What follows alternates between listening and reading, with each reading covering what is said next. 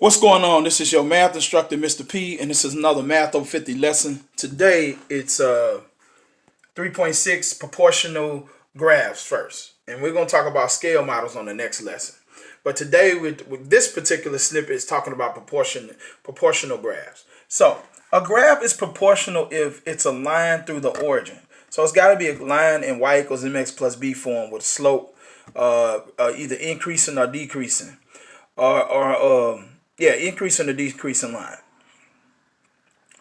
Or the y-intercept has to be 0. The y-intercept has to be 0. So when you have a line, the line must go through the origin for it to be proportional.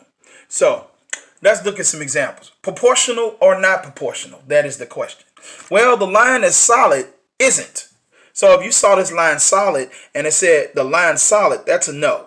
But this dotted line right here, as long as it's going through the origin, it don't matter which line it is. As long as it goes through this point right here, then it's considered proportional. That's what this says over here.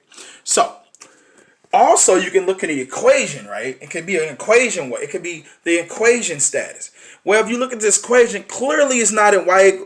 Clearly the y-intercept here is 0 because the y-intercept. Remember, this is the slope, and the y-intercept's whatever's after the x when it's lined up in y equals mx plus b form. So the y-intercept here is nothing here, so that means it's 0. So it does go through the origin. So that's why it's a yes. Something like this would be an outright no. Y equals 2x plus something else, non-0, would be a no.